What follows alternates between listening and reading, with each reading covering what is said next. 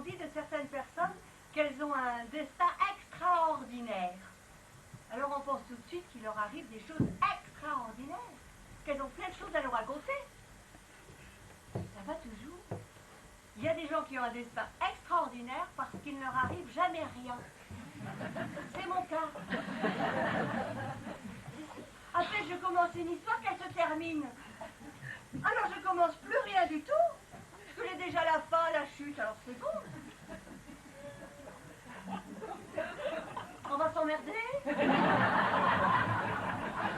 Non, mais ça va.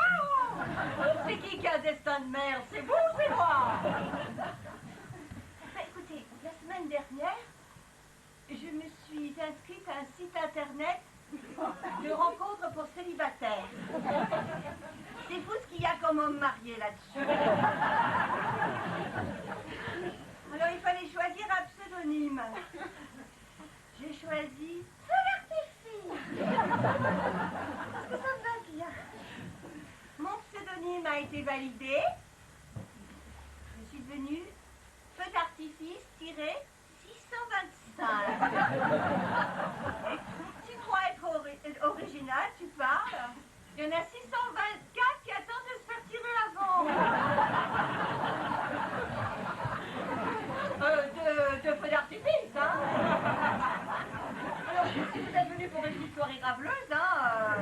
Ah non, non, c'est pas le genre, hein. C'est pas la crèmerie. Bon, voilà. Enfin, il y a un mec qui s'est connecté qui m'a envoyé un flash. C'est comme ça que ça se passe sur Internet. Il m'a choisi moi, hein.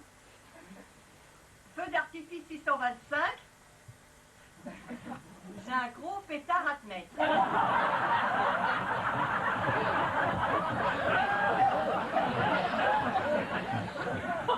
Eh bien, j'ai changé de pseudonyme.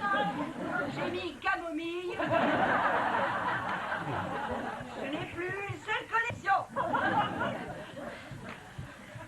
Donc, je vous dis que tout est foireux. Mais de toute façon, dès le départ, c'était bancal.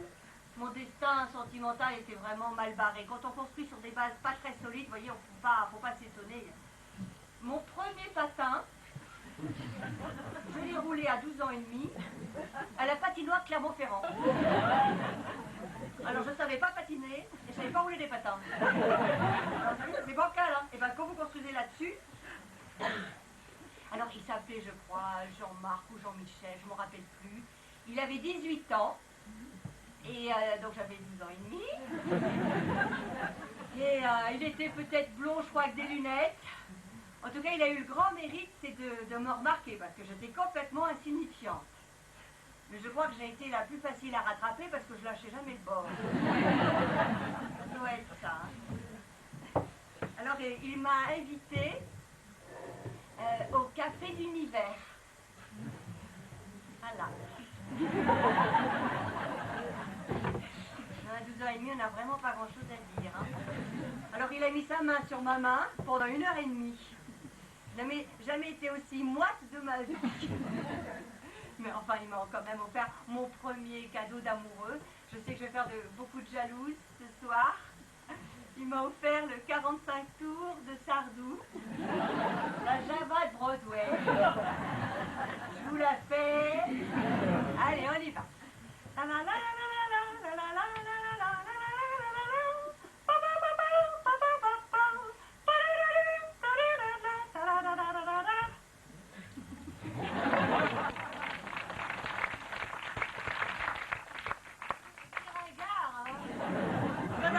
Ça date de 20 ans. Qu'est-ce que je raconte? Arrête, tais-toi. J'en ai 44, j'en avais 12 et demi, ça fait quoi? 31 et demi. Oh là là, oh là là là. Qu'est-ce que c'est dur de vieillir. Oh. Il m'a invité au cinéma. J'ai vu mon premier James Bond, Octopussy. Enfin, la première moitié de mon James Bond. Parce que...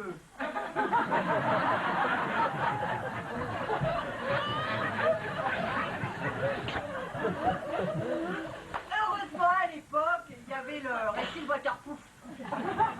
C'est sorti dans les années 70. J'avais juste le rouge à lèvres un peu en berne. Bon, alors évidemment, À 12 ans et demi, on ne dit pas à ses parents qu'on va au cinéma avec un copain de 18 ans. Ben non, on dit qu'on y va avec des copines. Et d'ailleurs, j'étais avec les copines. Et on regardait le film en entier, elles m'en ont voulu, hein. C'est à elles que je tiens ma réputation de patate chaude. Qu'est-ce que c'est qu'une patate chaude? C'est une patate chaude. C'est-à-dire que c'est doré, c'est croustillant, c'est chaud, on a envie de le prendre dans sa main. Et une fois qu'on l'a dans sa main, on dit « Oh putain que c'est chaud !» Et on l'envoie en l'air. Et on a un autre qui le rattrape, il l'envoie en l'air, et hop, et hop, et hop, et ça fait 30 ans dans le juanisme féminin, vous pouvez m'applaudir.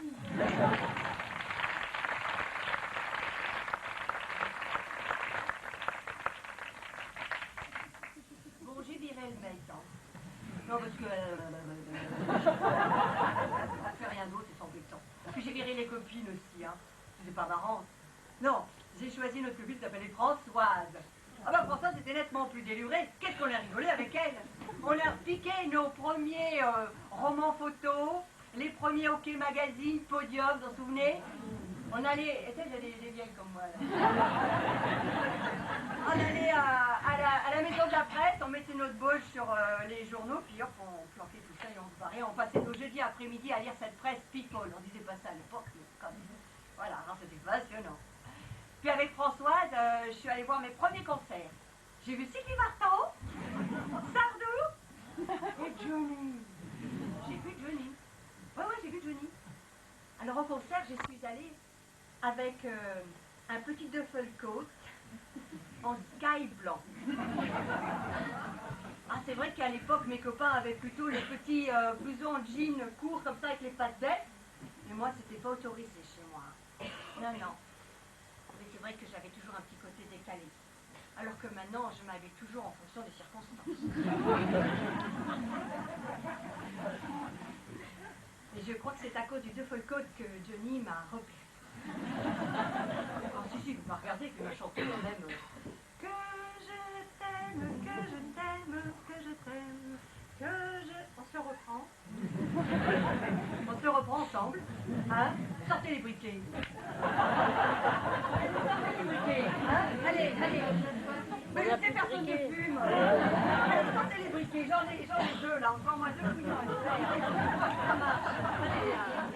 Allez, vas-y. Allez, sortez les briquets. Vous êtes prêts? Allez. Non, mais c'est bien. Le curé est formidable. Il était beau, il était drôle, il était sympathique. La première fois que j'ai vu Jean-Claude, il était en slip dans la chambre de ma copine. Ah oui, c'est un curé moderne. Non, mais en fait, c'est parce qu'il était logé par les parents de ma copine. Voilà, c'est pour ça. Enfin, la première fois que je l'ai vu, j'étais quand même gênée, hein. Alors, elle dit, alors ma petite, t'as jamais vu une paire en slip? Moi, j'ai dit, non, mon père. Oh, il était sympa. Oh, alors, les boucles du curé, donc, Jean-Claude se mettait là, dans l'ombre, pour nous surveiller sans nous déranger. Et puis il y avait la boule, la facette, vous savez, la partie. Mais on dansait pas. On passait la soirée assis en rondognon, comme vous. Comment je vais me mettre, moi? Attends. Sur tes genoux, ça va être ça. Et on passait la soirée à faire de l'exploration. Dans la culotte. Oui. Maintenant, ça grandit. Oh, j'avais un succès fou. Ah, c'est boum du curé. Mais pas pour ce que vous croyez. Pour la coiffure. J'y passais mon samedi après-midi avec Louisa, l'employée de maison de mes parents, qui était adorable et qui essayait de me faire friser. Alors elle sortait l'arme des années 70 après la bombe atomique. Qu'est-ce que c'est que ça? Hein? Qu'est-ce que c'est que cette arme? Le Babilis des années 70. Celui-là est chauffé, hein? Si tu le branchais, attention, hein? Tu chauffais le petit, hein? Tu tournais et t'attendais. Et là, quand tu lâchais, t'avais 10 000 volts de chaque côté. Sans côté qu'après, tu prenais la laque Sunsilk pour ça. Là, on m'appelait The Casque. Vous comprenez le succès quand je rentrais dans la bouche du curé, hein?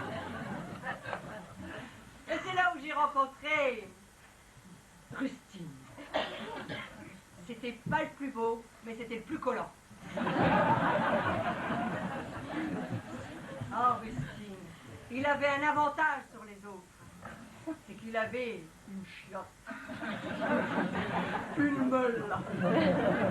Ah ouais, ce que c'est ça, hein? Pour les vieilles, toujours. Il avait une mobilette Peugeot orange. Ça a aidé à emballer les filles. C'est pas votre vélo machin là, ça c'était mieux. Alors hop, je montais dessus, m'emballais. Attention, hein, Austin, c'est un as du volant, hein. Parce qu'il avait une main sur le guidon et une autre dans mon slip. Et roule ma pousse. On ne m'a pas les coups de pâté de maison, hein. J'ai jamais frisé. Mais j'ai jamais craint la crevaison avec Austin.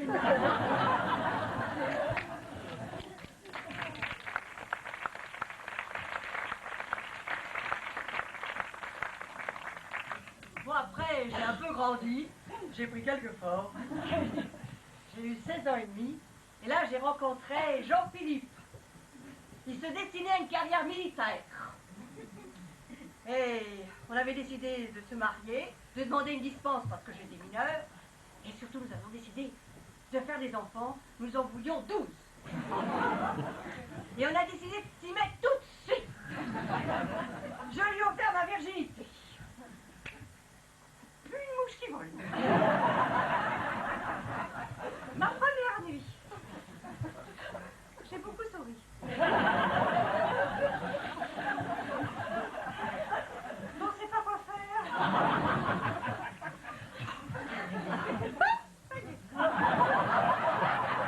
Oui, l'amour. On rigole pas, hein. On a fait le petit chemin. Voilà.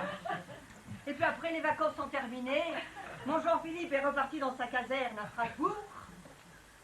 Et puis il m'a envoyé une petite photo de lui pour patienter un petit peu.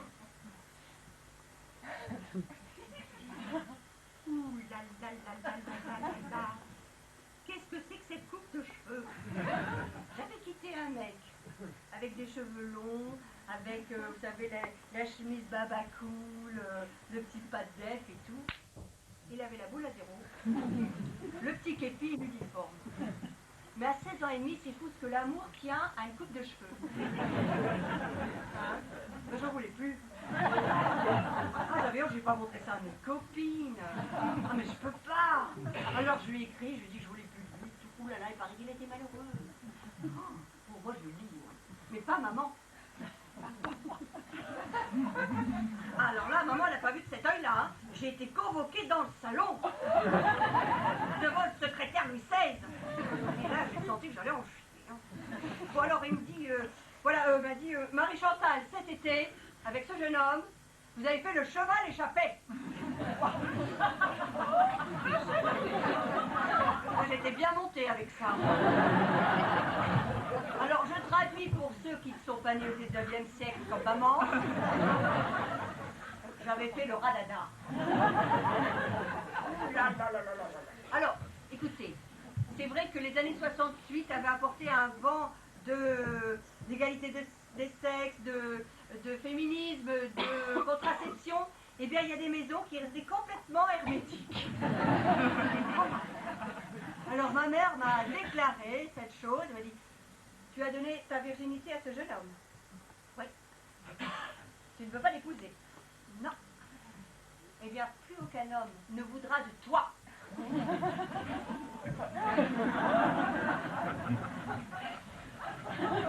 Ah oui?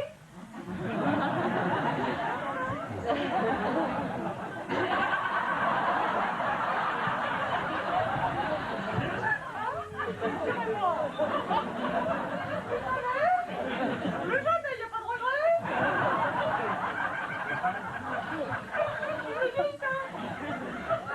Oui, j'ai passé ma jeunesse à lui prouver le contraire.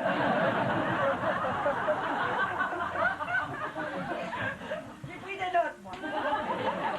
Et Nicolas, il a plus voulu de moi? Tiens donc, Nicolas, ben bien sûr qu'il a voulu de moi. C'était un petit bourgeois campagnard et coureur, à qui je dois mon premier herpès. Le 2 en 1, labial et génital.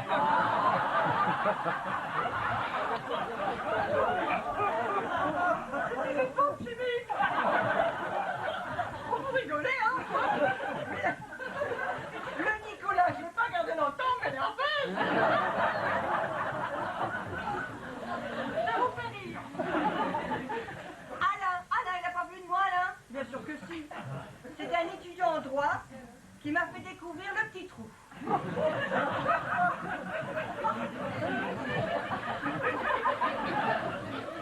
Je vois que certains l'ont pas encore vu. Je sais qu'il n'est pas tout à fait devant, mais plutôt derrière. Quand on est très décontracté et amoureux, c'est pied.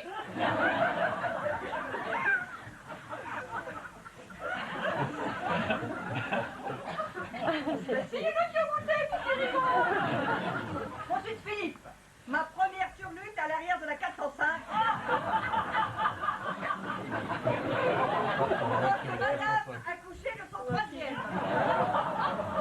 J'ai connu les joies de l'homme marié de la turlute. Allez hop. Vous aussi. Après, il y a eu, oh, mon petit Marty, Loïs, il était adorable, adorable. Alors, quand il faisait l'amour, il ne quittait jamais ses mi-bas blancs. Les mi-bas blancs sur les poils noirs. Je ne sais plus la saison, on revient dans la saison des mi-bas blancs. Ah là là, c'était les chaussettes, hein. C'est pas bon pour la libido. Ça fait rien. Xavier, dont je cherche encore l'appendice sous les draps.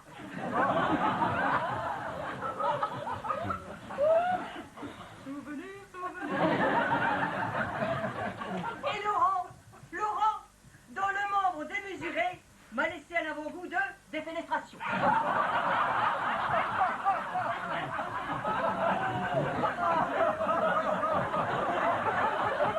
C'est contracté.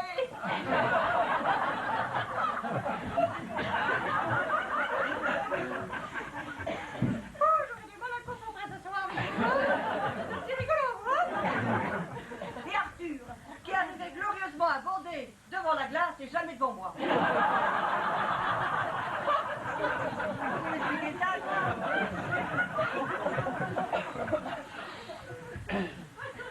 Enfin est arrivé le bon. Ah, rien que pour faire la nique à ma mère. Qui m'aima, m'épousa, me fit 2 enfants et me divorça. Et puis me voici à nouveau sur le marché. Avec 2 tailles en plus, merci les enfants.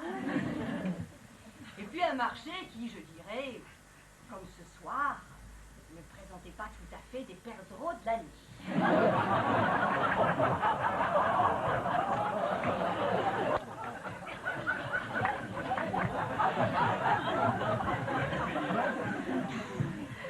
Ah, c'est comme ça, hein. Enfin, j'ai refait ma vie très très vite. Ah, il m'avait connue quand j'avais 17 ans et trouvait que je n'avais pas changé. L'amour rend aveugle, hein. Ça rend bien service quelquefois. Alors, nous avons formé une famille recomposée. Moi, 2 enfants, lui, un enfant et un chien.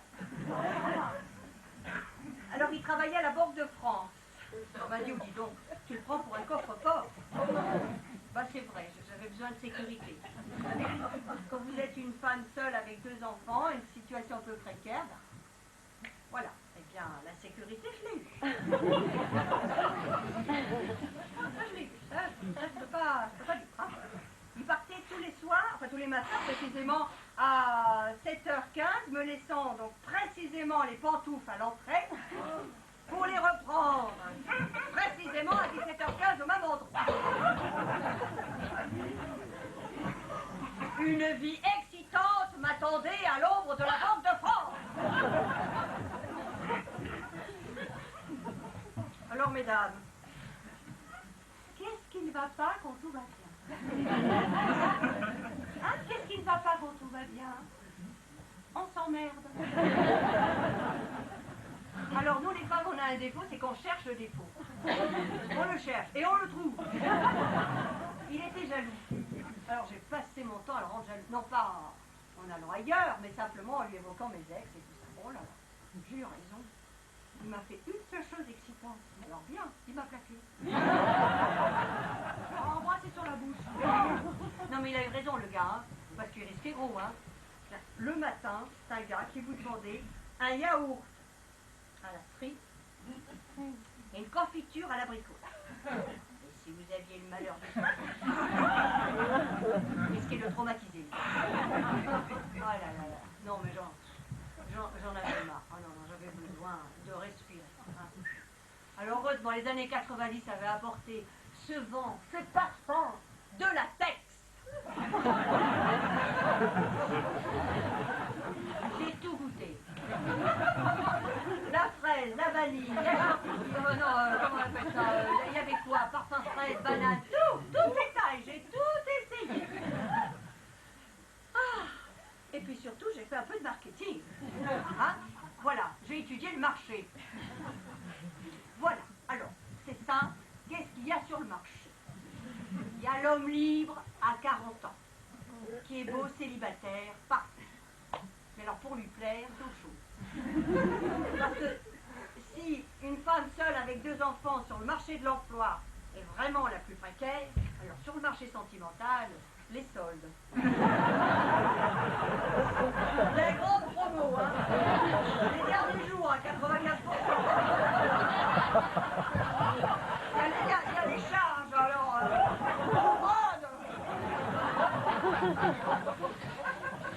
Non mais moi je l'ai quand même trouvé. Ah si, il était superbe ce mec. 1m90, super bien habillé, s'entretenant super bien. Il était adorable. Alors il m'a amené en boîte de nuit tous les soirs. Ouais. Il m'a fait 10 fois par jour. Oh mais alors on s'adorait. Et alors on partageait ensemble le goût, la passion des hommes.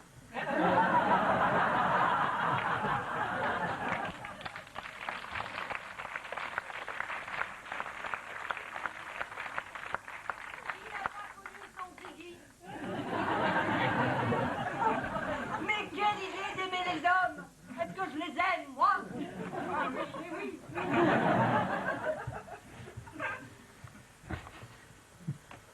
Bon. On passe à quoi? À l'homme divorcé? Bon, l'homme divorcé, 2 ans. Faut attendre 2 ans. Pour que ça se confirme.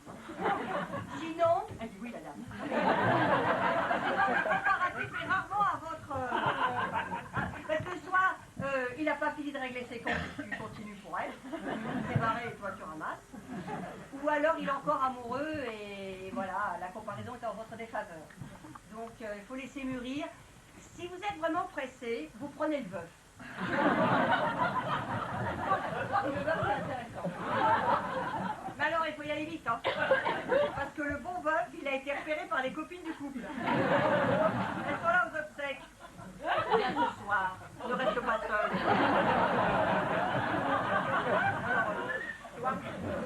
Bon, il y a quand même un veuf qui reste sur le marché très vite, c'est quand même, comment il s'appelle, le veuf amoureux de son électroménager. Et avant la première nuit, il t'explique tout. Le fonctionnement de la machine à laver le linge, la vaisselle, le four, le micro-ondes et le VIPA. Pour que tu aies la bonne idée bien suggérée, de lui griller quelques tartines au petit matin, comme feu madame le faisait. Ça vous tente, je vous le laisse. Alors, qu'est-ce qu'il nous reste? L'homme marié. C'est le plus disponible.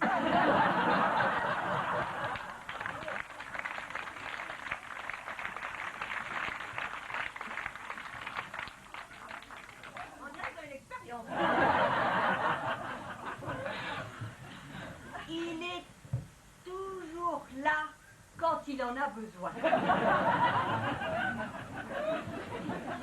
Et il a un petit trou. Il a toujours un petit trou entre le coiffeur et le dentiste. Non mais il est sympa et il a qu'un défaut, c'est que il n'aime pas mettre le préservatif. Mais il a une bonne raison. Il vous est fidèle. Ah, il n'a que vous, hein. L'homme marié, c'est un mec fidèle. Hein. Vous, je n'ai que toi. Madame, oh, il y a longtemps que... Ah oui, il y a longtemps que... Peut-être qu'il y a longtemps que... Mais une fois qu'il a fait ça avec vous, il reprend du poil de la bête. Et il culpabilise. Alors il honore madame. Il comprend pas ce qui lui arrive. Parce qu'elle, elle se faisait un peu, vous voyez. Alors elle avait pris un amant. Résultat, elle est super honorée.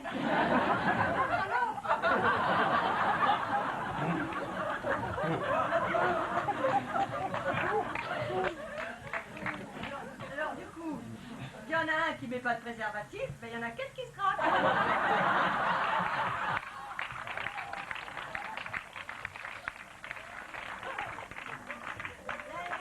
Qui se partage le mieux. Avec ce marché, hein, qu'est-ce qu'il faut faire? Eh ben j'ai décidé de m'en remettre au hasard et aux petites annonces. Voilà, les petites annonces. Allez hop, comme ça sera le hasard. Eh ben c'est très bien. C'est comme la première fois que vous jouez, vous gagnez toujours quelque chose. Même si c'est 2 euros. Mais non, la première fois vous gagnez. Il faut toujours répondre une fois aux petites annonces. Et là, j'ai rencontré un ingénieur.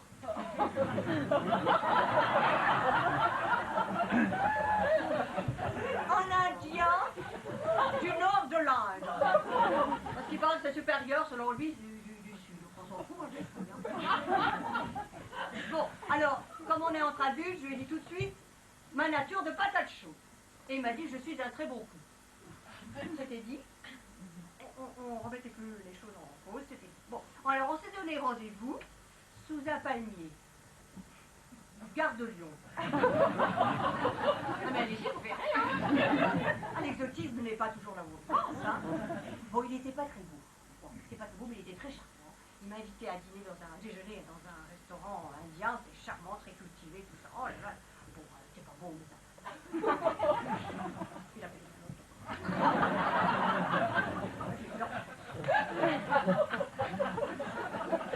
alors, on est allé tout de suite chez lui.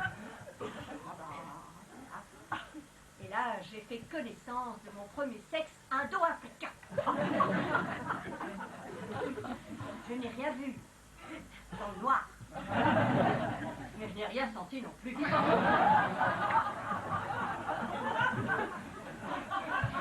Il y a quand même des préjugés. La taille du sexe selon la race. Eh ben, moi, j'ai dû avoir l'exception qui confirme la règle. Oh, c'est pas grave, c'est pas grave. Oh, c'est un détail, c'est un détail. Alors, je vais lui expliquer le point G. Je vais le faire ce soir aussi. Je vous fais le point G.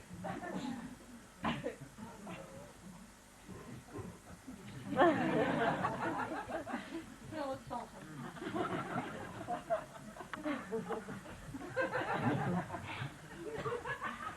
Vous l'avez vu? Oui, c'est un G. Et il a mis 3 mois. Au bout de 3 mois, il était toujours à l'alphabet.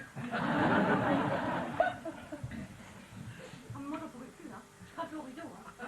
J'en pouvais plus. Moi, je crois qu'à cette époque, on certifie tout. On fait des normes ISO 9002, eh bien, on devrait certifier le bon coup.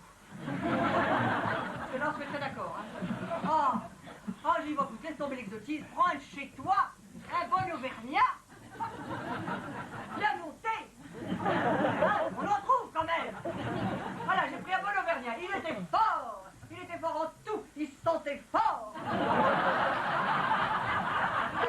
Ça l'était, rajouté. Ah, regardez les femmes, sur le détail là qui va pas. Mais c'est très bien, voilà, allez hop, tu vas un homme fort. On l'appelait le puzzle. Il lui manquait une dent devant. Ça c'était dit, hein. Tu prends un sportif, il avait perdu au tapis, c'est de la lutte. Mais il faisait aussi du football ou du rugby, j'ai jamais vu la différence. J'étais dans les tribunes, et quand il marquait, il me souriait. J'avais honte.